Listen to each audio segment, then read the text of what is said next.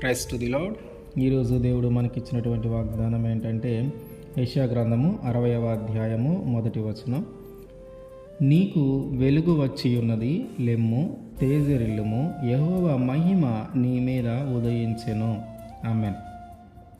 భవిష్యత్తు ఏంటో అర్థం కాని పరిస్థితుల్లో, ఎన్నిసార్లు ప్రయత్నం చేస్తూ ఉన్న జయము పొందని పరిస్థితుల్లో, ఇక నా వల్ల కాదు అని వెనుదిరుగుతున్నటువంటి ఆ పరిస్థితుల్లో, ఇక ఏమీ చేయలేక మౌనంగా ఉండిపోయినటువంటి ఆ పరిస్థితుల్లో, ఇక ఎప్పుడు ఈ జీవితం మారుతుంది, ఎప్పుడు ఈ చీకటి రోజులేనా, ఇక ఎప్పుడు మన జీవితంలో ఒక వెలుగు వస్తుంది అని ఎదురు చూస్తున్నటువంటి ఆ పరిస్థితుల్లో దేవుడు మనతో మాట్లాడుతూ ఉన్నటువంటి మాట ఏంటంటే, ఆయన మహిమ మన మీద ఉదయించబోతూ ఉంది.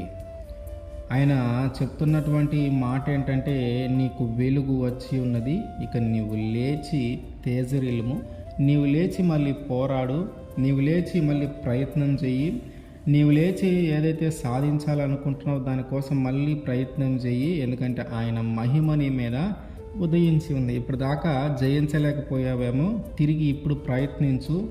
ఇప్పుడు దాకా గెలవలేకపోయావేమో, ఇప్పుడు ఒకసారి మళ్ళీ ప్రయత్నించు. ఎందుకంటే ఆయన వెలుగు నీ మీద ఉదయించి ఉంది, ఆయన మహిమ నీ మీద ఉదయించి ఉంది. ఇప్పుడు దాకా ఆ వెలుగు లేదనే మనము ఇబ్బంది పడుతూ జయించలేక, పోరాడలేక, భవిష్యత్తు ఏంటో అర్థం కాక ఒక బాధలో, ఒక నిరాశలో ఉండిపోయాం.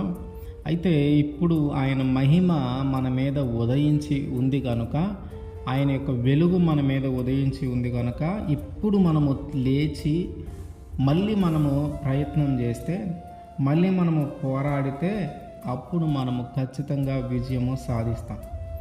ఎందుకంటే ఆయన ఇప్పుడు మనకి తోడుగా ఉంటాడు. ఆయన మహిమ మన మీద ఉంది కనుక, ఆయన వెలుగు మన మీద ఉంది కనుక, ఇప్పుడు మనము లేచి ఆ నిరాశలో నుంచి బయటకు వచ్చి వెనుదిరగాలనే ఆలోచనను ఆపుకొని తిరిగి మళ్ళీ మనము ప్రయత్నం చేస్తే మనము విజయం సాధించేలాగున ఆయనే మనకి సహాయము చేస్తాడు.